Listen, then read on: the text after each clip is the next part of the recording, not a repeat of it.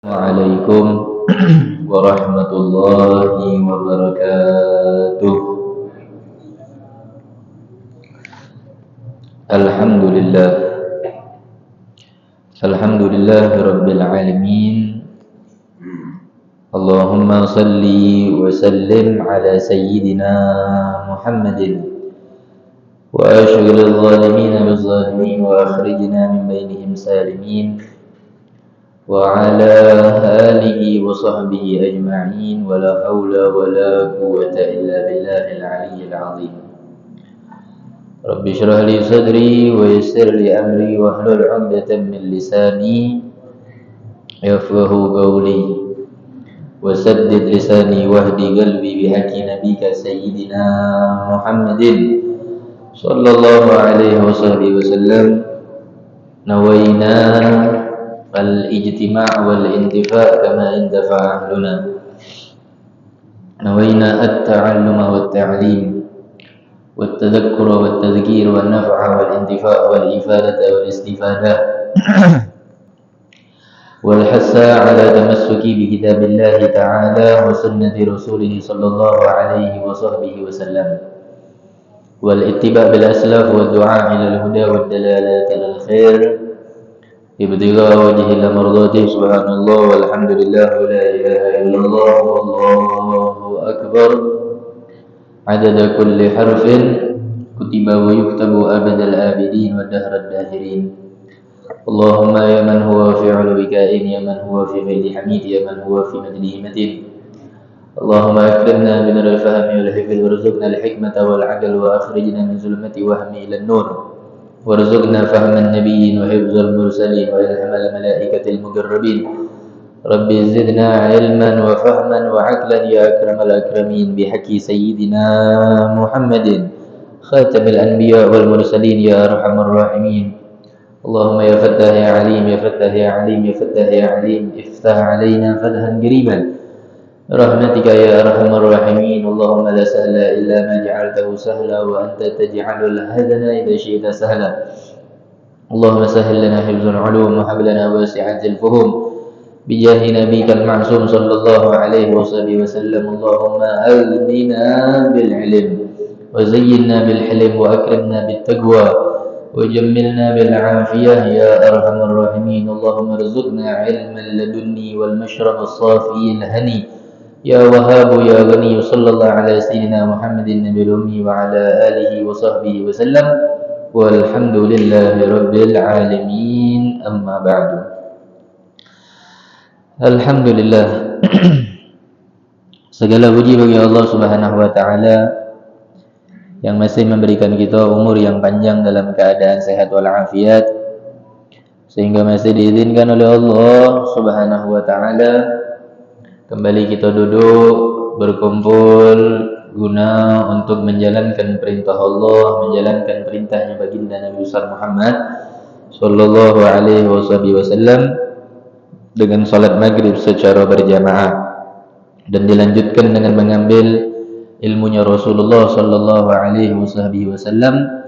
Mudah-mudahan kita berharap kepada Allah Subhanahu wa taala seluruh amal ibadah kita diterima oleh Allah dan kelak akan menjadi saksi serta penyelamat ketika kita menyeberangi jembatan Shiratul Mustaqim. Amin Allahumma amin ya rabbal alamin.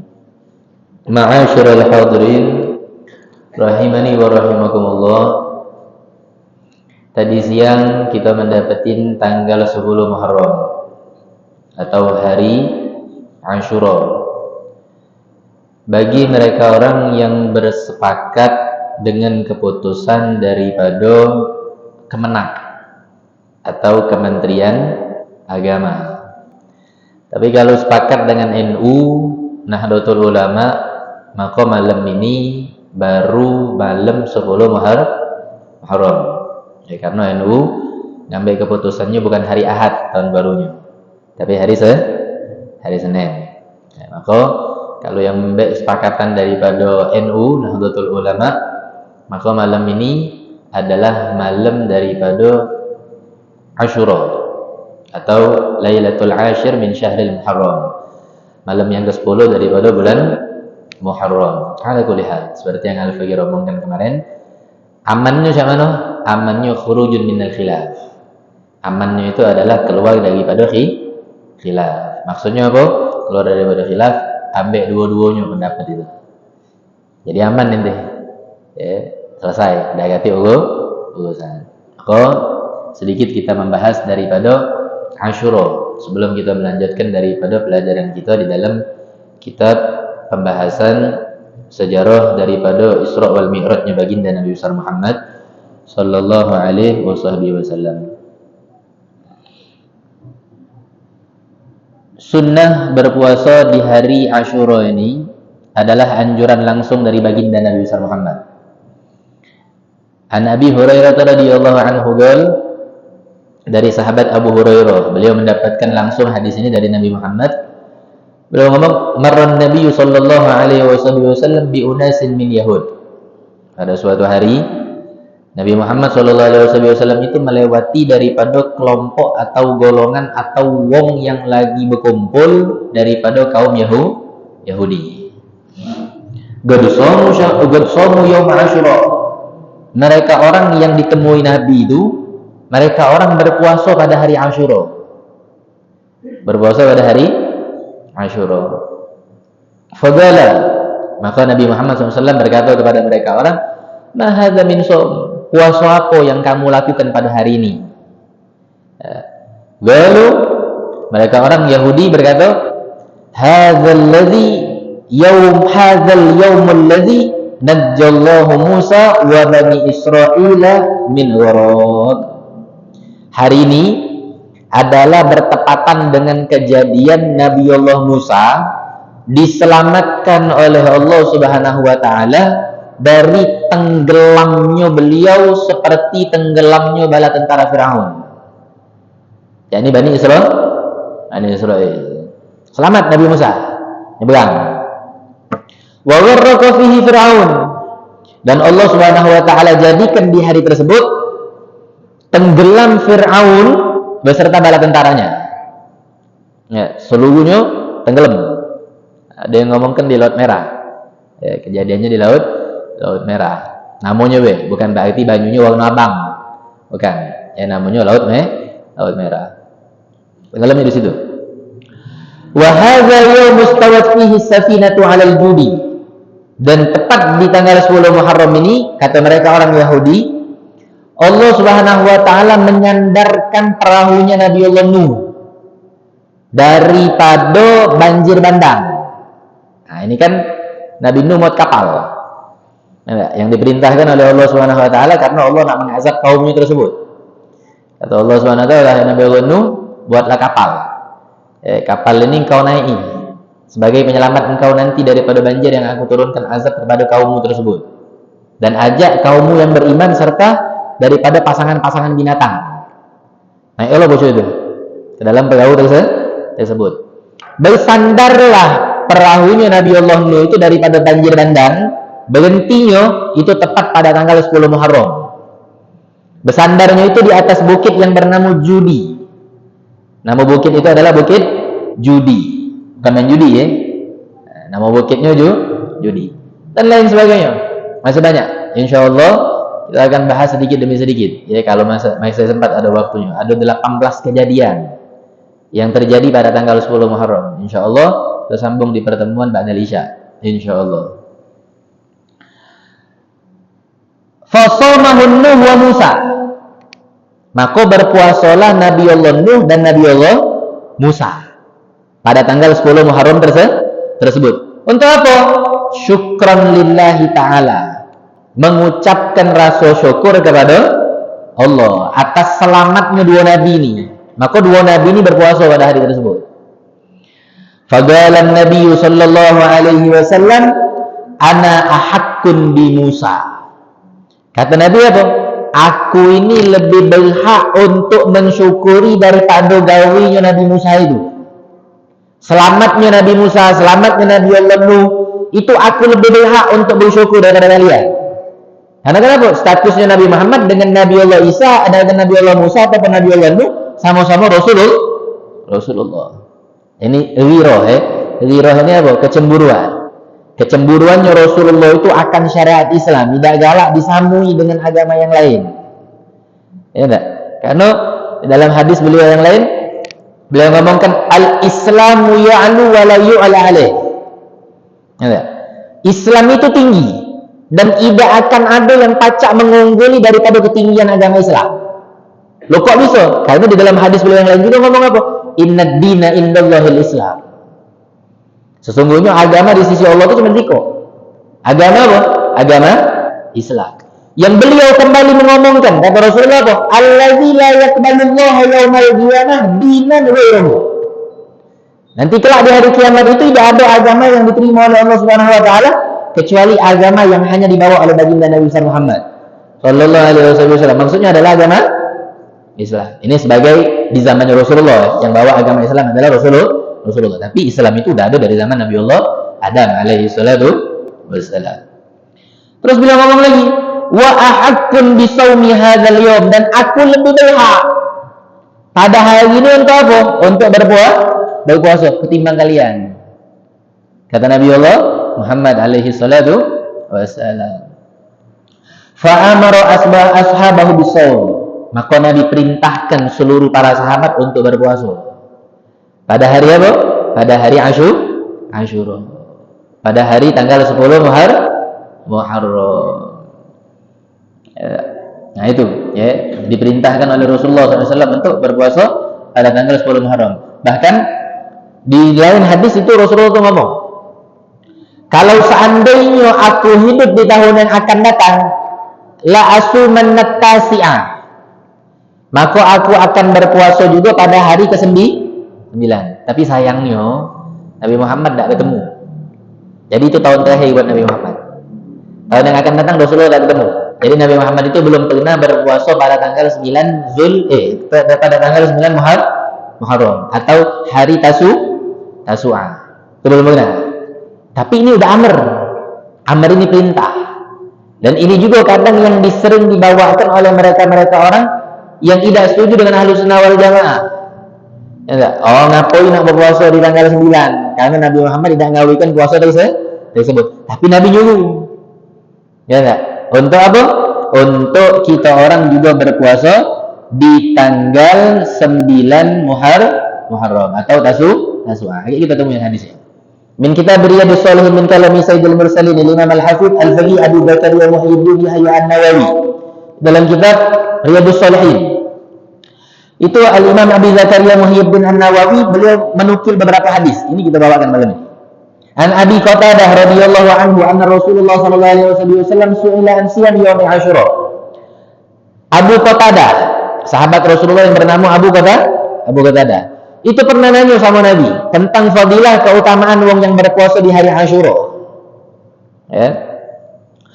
Faqala Nabi, maka Nabi SAW berkata, yukaffirus sanatil madiyah, rawahul Muslim. Kata Nabi SAW, wong yang berpuasa pada hari Asyura atau tanggal 10 Muharram, maka Allah Subhanahu wa taala yukaffirus sanatil madiyah. Allah akan ampunkan dosanya 1 tahun yang lalu. Ya. Nabi SAW masih dari Abu Qatadah. Ya, beliau dapatkan juga dari Rasulullah SAW. Man shoma yauma Asyura. Kata Nabi SAW, siapa wong yang berpuasa pada hari Asyura, kataballahu lahu hajjatun, maka Allah Subhanahu wa taala akan mencatat bagi wong tersebut pahala 1000 ikut wong yang pergi haji mabrur makbul. Sallu ala Nabi Muhammad. Jangan kecewa jangan kecewa. Kalau seandainya antum belum puasa Asyura tadi, besok masih baca. Ambil pendapat daripada pendapatnya Nahdlatul Ulama. Kalau ketika antum dengar fadilahnya ini puasa begitu hebat, begitu Masya Allah sampai syaidinya, antum kepengen, nah inilah rahmatnya bagi kita. Perselisihannya antara mereka orang Kemenak dengan Nahdlatul Ulama, ini rahmat bagi kita. Besok masih bisa ketemu dengan hari Asyura. Dengan catatan kita mengambil pendapat daripada pendapatnya Nahdlatul Ulama yang mengatakan pada hari Ahad belum timbul 1 Muharram. Hari Senin baru timbulnya 1 Muharram. Sampai situ cukup? Tidak. Dilanjutkan nama Nabi Allah. Sa'allafa umratin. dan mendapatkan pahala seperti wong yang pergi haji, pergi umrah 1000 iko. Sudah haji 1000, umrah 1000. Wa u'tiyat thawab alfa syahid. Dan Allah Subhanahu wa taala akan berikan pahala kepada wong tersebut 1000 iko wong yang mati syahid. Wa kataba lahu ajra ma bainal masyriqi wal maghrib. Ini hadis selanjutnya. Kata Nabi apa? Wong yang berpuasa pada hari Asyura, dia akan diberikan pahala oleh Allah Subhanahu wa taala, dicatat oleh Allah pahala untuk wong tersebut dari timur ke barat. Kamu hitung ada ya? Berapa besarnya itu pahala yang didapat? Ma bainal masyriqi wal maghrib, dari timur ke barat. Yang Allah berikan. Bagi siapa? Bagi wong yang berpuasa pada hari Asyura atau tanggal 10 Muharram. Wa kana kaman a'tada alfanasinatin min walad Ismail, dan dia mendapatkan pahala seperti wong yang sudah memerdekakan 1000 hamba sahaya. Wa kataba lahu sab'una alfa gusrin fil jannah. Allah Subhanahu wa taala akan bangunkan wong tersebut di surga 70.000 istana. Sallu ala Nabi Muhammad. Masyaallah hadirin, tidaklah ada rumah kecuali pasti ada penghuni. Ingat itu. Tidaklah ada rumah kecuali pasti ada penghuni. Ini rumah bukan di dunia, tapi Allah bangunkan rumah ini di akhirat. Bukan di tempat yang lain. Tapi di sini Nabi Muhammad ngomongkan apa? Gosrin fil jannah, istana di dalam surga. Timbul pertanyaan, andaikan, apakah mungkin semua itu akan diberikan oleh Allah? Ini pertanyaan yang membuatkan kita orang jadi juga timbul pertanyaan. Ada apa keimanan dia dengan mempertanyakan seperti itu? Koreksi keimanannya, koreksi ketakwaannya. Tiap hari kita melantunkan kalimat Allahu Akbar, Allah Maha Besar. Lantas kenapa kita tidak percaya dengan apa yang bakal diberikan oleh Allah? Ini betuannya umat Islam, khususnya umat baginda Rasulullah SAW. Tidak melakukan perbuatan yang besar, tidak melakukan perbuatan yang menguras tenaga, tidak melakukan perbuatan yang menghabiskan waktu, hanya puasa.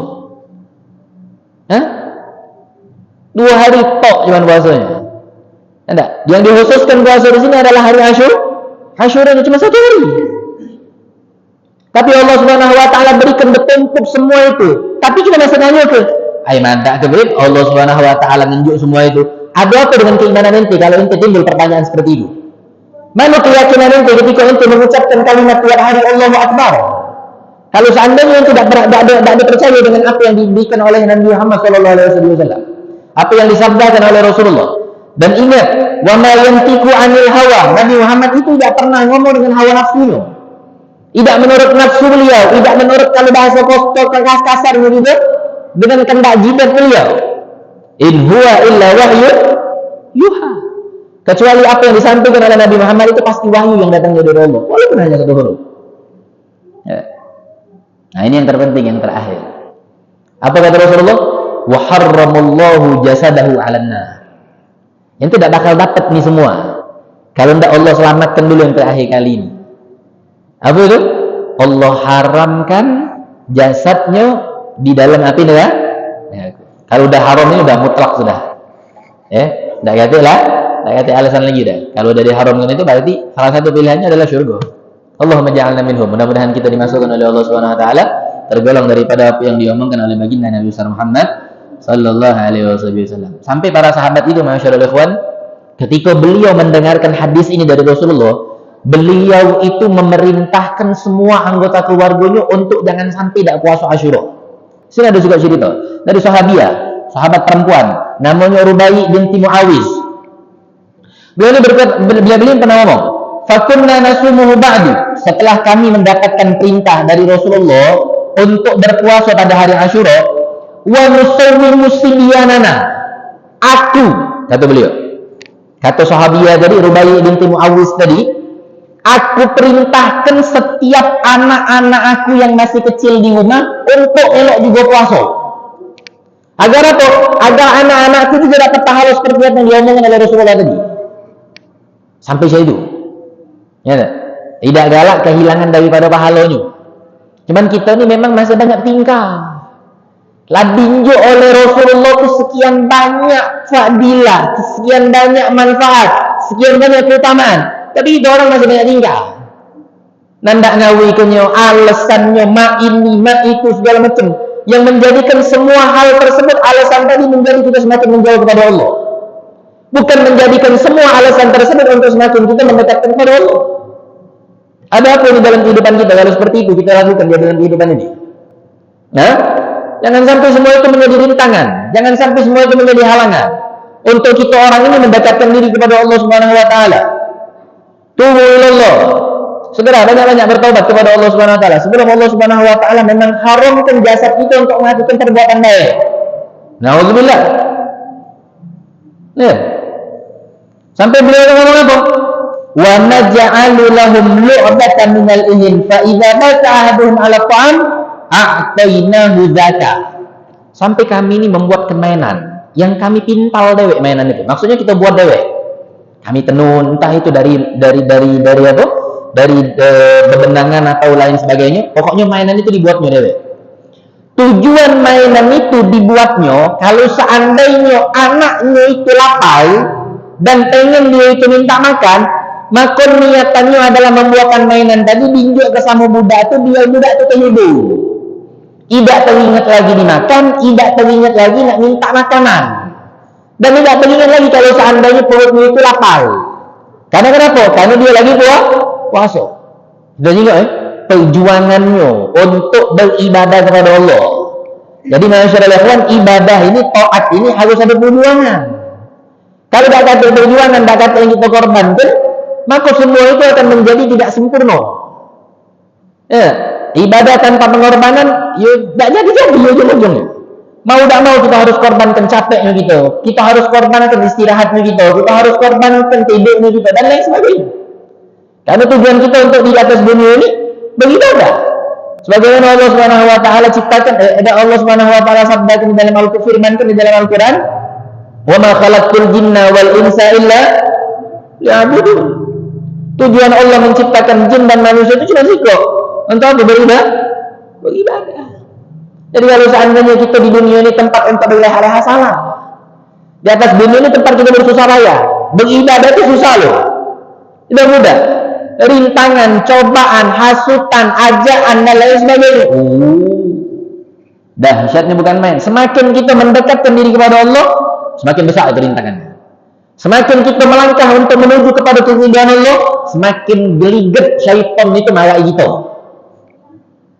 Paham ya? Hatta yakuna indal iftar. Dan perbuatan itu kami lakukan lagi. Kalau dia minta, kami injuk lagi mainan. Dia nak minta makan lagi, kami injuk lagi mainan. Sampai kapan? Sampai dia buka puasa. Karena kenapa? Tidak galak sangkin keninggal ke daripada puasa di hari Asyura. Oleh karena itu, masyaallah hadirin, masih ada kesempatan ya. Kita ngambil pendapatnya daripada mereka orang nahdlatul ulama. Apalagi kalau seandainya ente orang mengerjakan memang khurujul khilaf. Khurujun minal khilaf, keluar daripada khilaf. Nah, itu besok memang masih puasa Asyura. Amin. Terus di sini ada hadis juga yang membahas tentang kenapa kita ini dianjurkan oleh Nabi Muhammad SAW untuk puasa dari tanggal 9. Kata Nabi Ali bin Abbas radhiyallahu anhu qala Rasulullah SAW, la in bakiyat ila ghabilin la sumanna tasi'a. Nah, kalau seandainya aku ini berjumpa, kata Rasulullah sallallahu alaihi wasallam, pada tahun yang akan datang, maka aku akan berpuasa pada hari tanggal 9. Dalam hadis beliau yang lain yang diriwayatkan oleh Imam Ahmad wa Ibnu Huzaimah, beliau ngomong kenapa, kata Rasulullah, sumu yaumal Asyura, berpuasalah kalian pada hari Asyura. Wa khaliful yahud, dan buatlah perselisihan. Maksudnya itu perbedaan. Jangan kalian samui puasa kalian itu dengan perbuatan daripada orang Yahudi dan Nasrani. Sumu qablahu yauman au ba'dahu yauman. Kata Rasulullah apa? Berpuasalah kalian satu hari sebelumnya atau setelahnya. Jadi satu hari sebelum atau 1 hari sesudah. Jadi kalau tadi misal ente cuma ngambil hari Asyuranya maka ente besok ambil juga puasa. Puasanya dengan niatan kalau ente berarti ngambil tadi Asyura, berarti besok puasanya yang ke-11. Paham ya? Kalau ente mengambil pendapat daripada kemenak ya pada umumnya. Tapi kalau ente mengambil pendapat daripada Nahdlatul Ulama, berarti memang besok baru puasa Asyura. Berarti hari ini baru Tasu'a. Wallahu a'lam bishawab. Masuk ke dalam pelajaran kita selanjutnya di dalam keutamaan Rasulullah sallallahu alaihi wasallam melaksanakan peristiwa Isra wal Mi'raj.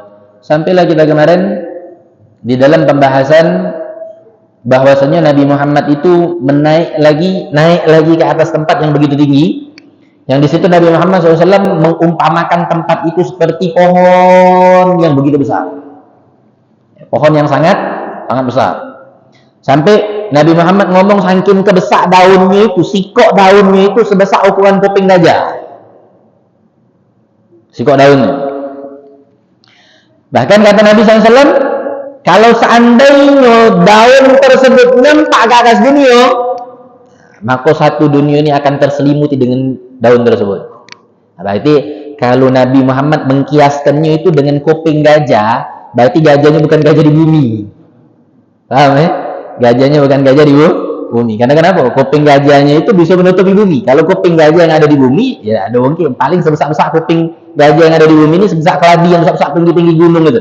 Kalau kamu pernah nengok ke mana? Ke Danau Ranau atau ke tempat-tempat perbukitan, seringkali ketika kamu nak naik ke puncak itu kaget kamu temui daripada keladi-keladi yang besar itu. Itu. Mungkin susah itu ukuran kuping gajah. Tapi kalau Nabi Muhammad ngomongin seperti ini, berarti gajahnya bukan perihal gajah di dunia. Masya Allah. Dan dari pohon tersebut keluar 4 air sungai. Ya enggak? 4 sungai yang mengalir air di dalamnya. Ketika Nabi Muhammad bertanya, "Mahadza ya Jibril?" Apa ini wahai Jibril? Kata malaikat Jibril, ini adalah Sidratul Muntaha. Jadi udah tahu ya, di Sidratul Muntaha itu makmano, apa dia Sidratul Muntaha itu dan lain sebagainya. Nah, di sini Allah Subhanahu wa taala berfirman di dalam Al-Qur'anul Karim.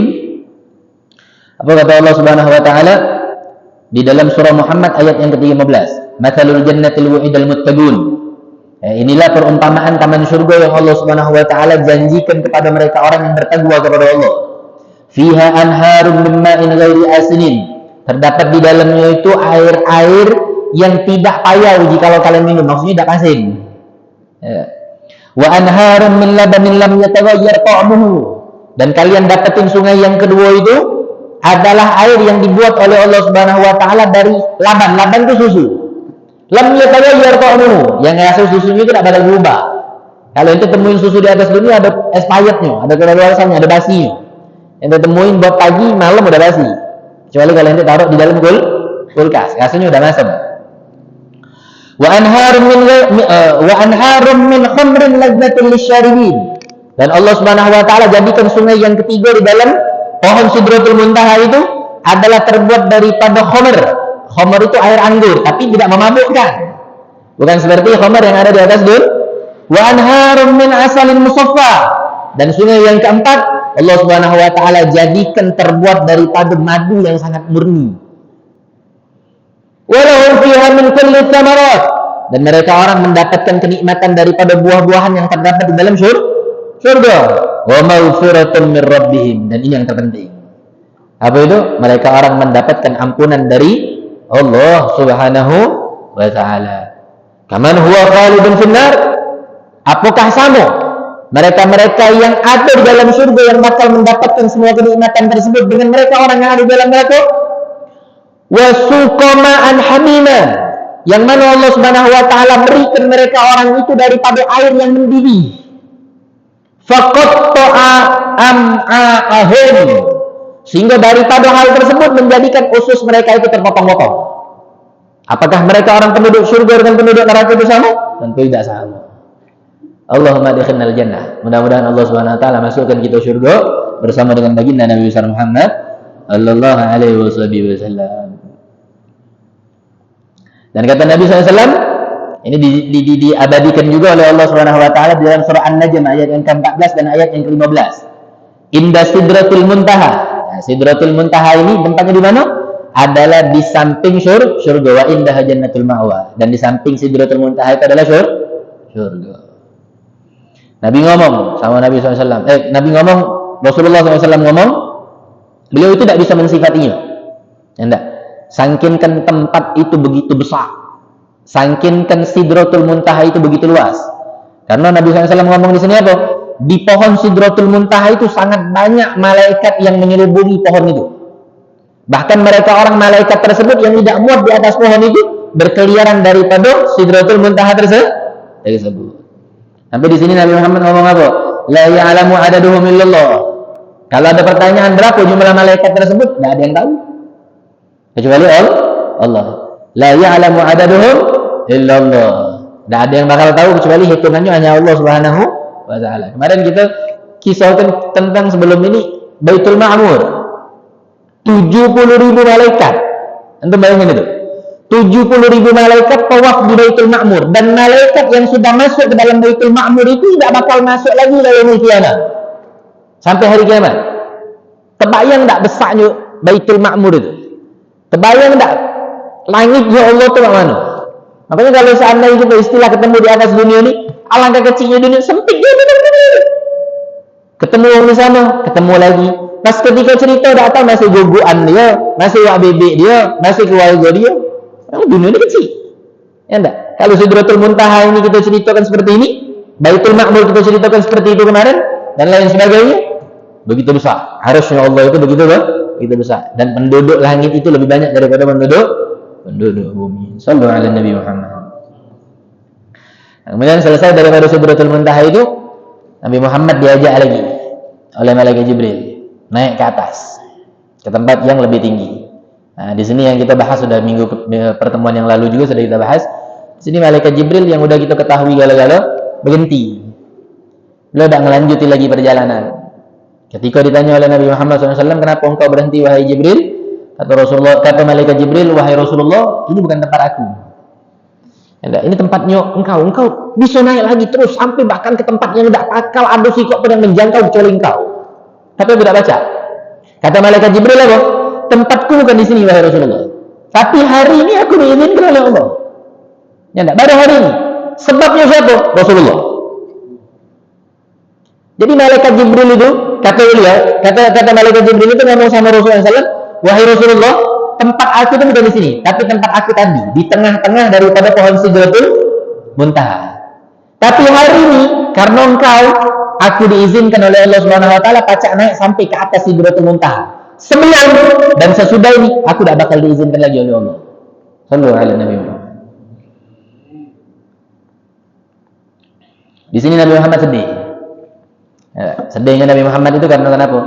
Nabi Muhammad sedih karena beliau itu ditinggal oleh malaikat Jibril. Sampai beliau itu ngomong macam ini, akhuna yatriku khalilun khalilahu. Apakah sahabat meninggalkan sahabatnya wahai Jibril? Kau dari awal yang menjemputku.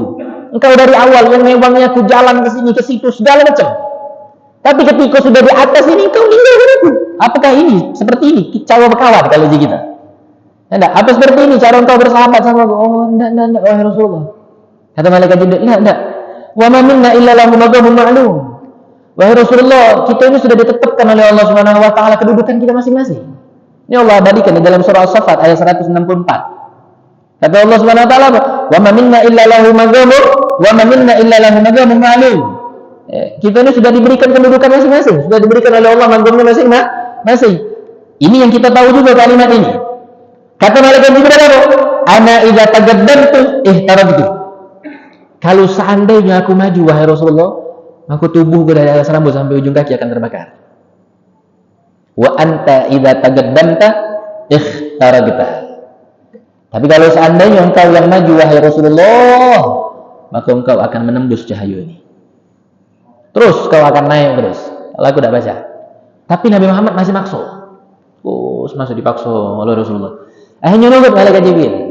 Pas ketika malaikat Jibril itu nurut, di dalam riwayat disebutkan malaikat Jibril itu baru melangkah satu langkah. Wa fi riwayat ukhra, tapi dalam riwayat yang selanjutnya ada riwayat yang lain yang ngomongkan itu malaikat Jibril belum satu langkah, baru setengah daripada satu langkahnya. Jadi selangkah, nah setengahnya lagi. Enggak, wa fi riwayatin ukhra, dalam riwayat yang lain. Itu malaikat Jibril langsung dirubah oleh Allah yang gagah, perkasa, besar, lebar, langsung menjadi seekor burung yang paling kecil di atas dunia. Karena kenapa? Malaikat Jibril melebihi daripada batas yang telah ditentukan oleh Allah. Sadar langsung malaikat Jibril. Ketika malaikat Jibril sadar, mundur lagi ke belakang, malaikat Jibril langsung berubah wujudnya seperti sedia kala. Malaikat Jibril langsung berubah seperti wujudnya seperti sebelum. Dan di sini malaikat Jibril ngomong benar-benar, wahai Rasulullah, bukan aku dak galak ngewangin kau. Bukan aku dak pacak untuk bukan aku dak setia sama kau. Tapi memang bukan magomnya aku ini, wahai Rasulullah. Kau jalanlah. Aku cuma bisa berhenti sampai sini. Nah, di sini malaikat Jibril berpesan nama Nabi Muhammad sallallahu alaihi wasallam. Apa kata malaikat Jibril, wahai Rasulullah, jikalau engkau nanti sudah naik ke atas dan di situ engkau berjumpa dengan zatnya Allah, maka ucapkanlah at-tahiyyah. At-tahiyyat ini adalah ucapan yang menjadi fardu hukumnya, wajib hukumnya. Kalau tidak ente lakukan, tidak sah salat ente. Kapan di tahiyat akhir? Ini adalah percakapannya Allah dengan Rasulullah sallallahu alaihi wasallam. Antum jengok mak mano kalau sendal itu tidak pacak jadi mulia. Sedangkan apa yang dipercakapkan oleh Allah menjadi syarat wajibnya salat dengan Rasulullah. Wajar kalau seandainya sendalnya Rasulullah itu dalam sebuah riwayat disebutkan kalau wong yang ledang sakit apapun wong itu, dia bentuk gambar dengan tangan dia dewe, bentuk terompanya Rasulullah, bentuk sandalnya Rasulullah, syifa. Maka itu akan penyembuh daripada sakitnya tersebut. Tapi di dewek yang gambarnya, bukan ni wong lain gambarnya. Yang bentuk sandalnya Rasulullah itu digambar yang di dewek. Dengan tujuan apa? Minta disembuhkan sama Allah SWT. Maka seketika sakitnya itu langsung sembuh. Berkat apa? Berkat sandalnya Rasulullah SAW. Karena kenapa? Bukan semandal sakan. Ya enggak? Bukan sembarang sandal. Sandal itu pernah bertemu dengan zatnya Allah SWT. Allah tidak pernah menyuruh sandalnya Nabi Muhammad untuk dibuka. Kalau Nabi Allah Musa alaihissalam, Allah perintahkan untuk buka. Ketika Nabi Allah Musa berada di Bukit Tursina, ikhla' na'laika ya Musa fa innaka bil wadil muqaddasi tuwa. Kata Allah SWT, lepaskan wahai Musa sandal engkau. Tapi Nabi Muhammad, Jibril alaihi salatu wassalam, afdalul malaikah wa sayyidul malaikah wa imamul malaikah. Semuanya ini malaikat Jibril ini, pemimpin paling afdal, imamnya tidak baca naik. Tapi sandalnya Nabi Muhammad sallallahu alaihi wasallam bisa berjumpa dengan zatnya Allah. Kenapa? Karena sebabnya menempel dengan berhubungan baginda Nabi Muhammad sallallahu alaihi wasallam. Kita ni gara-gara juga bertuah ni. Ya, kalau kita ni tak ada bersandingan dengan Nabi Muhammad, kata antangan tak kita ni. Siapa kita ni? Ada apa amal kita? Seberapa banyak ibadah kita? Seberapa banyak sedekah kita? Seberapa banyak istighfar kita? Seberapa banyak kita orang bersujud di kegelapan malam meneteskan air mata? Kenapa kita dijadikan oleh Allah Subhanahu wa taala kuntum khairu ummatin ukhrijat lin-nas? Sebaik-baiknya umat yang dikeluarkan oleh Allah Subhanahu wa taala. Sebabnya digandengkan dengan baginda Nabi Muhammad sallallahu alaihi wasallam. Mudah-mudahan Nabi Muhammad tidak menjadikan diri kita ini sebagai malu buat beliau. Mudah-mudahan Nabi Muhammad tidak menjadikan diri kita ini sebagai wong yang menjadikan cacat di dalam syariat beliau. Karena kenapa? Karena dosa kita banyak kan. Dan mudah-mudahan semua itu kita berharap dengan penduduknya kita di majelis tempat-tempat yang khair seperti ini. Dengan lisan kita yang bersalawat selalu dengan baginda Nabi Muhammad, berkumpulnya kita dengan wong-wong yang saleh, berkumpulnya kita dengan wong-wong yang sudah tua, daripada wong yang hadir bersama kita dan duduknya kita iktikaf dalam masjid ini, menjadikan Nabi Muhammad nantinya akan memberikan syafaat kepada kita orang. Menjadikan Nabi Muhammad akan memberikan air telaga Kautsarnya kepada kita. Menjadikan Nabi Muhammad mengizinkan keluar dari cucuran jari jemarinya air Rasulullah sallallahu alaihi wasallam. Amin ya rabbal alamin. Maka kemudian Nabi Muhammad SAW maju. Naik. Ya, at-tahiyatul mubarakatus shalawat thayyibatu lillah. Assalamualaikum ya Nabi warahmatullahi wabarakatuh. Itu yang disampaikan oleh malaikat Jibril alaihi salatu wasallam untuk sampaikan itu pertama kali ketika kau bertemu dengan zatnya Allah Subhanahu wa taala. Setelah itu kata Nabi, ada datang malaikat yang besarnya itu tidak baca aku bayangkan. Lebih besar daripada malaikat Jibril, sangat besar kata Rasulullah. Nah, inilah malaikat yang menjemput Nabi. Berakhir sudah di sini. Fasenya daripada malaikat Jibril. Tinggal ini malaikat Jibril. Tapi Nabi Muhammad tidak dibiarkan oleh Allah dewan. Kenapa? Masih ada magom yang lain. Nah, jadi Inilah istilah kata itu yang sering kita dapetin, di atas langit masih ada langit. Jadi malaikat Jibril itu kita sudah tahu nih afdalnya malaikat ini. Tapi apa? Ternyata Allah Subhanahu wa taala menciptakan ada malaikat yang tinggal di atas Sidratul Muntaha. Malaikat yang lebih besar daripada malaikat Jibril alaihi salatu wassalam. Inilah yang menjemput Nabi Muhammad sallallahu alaihi wasallam.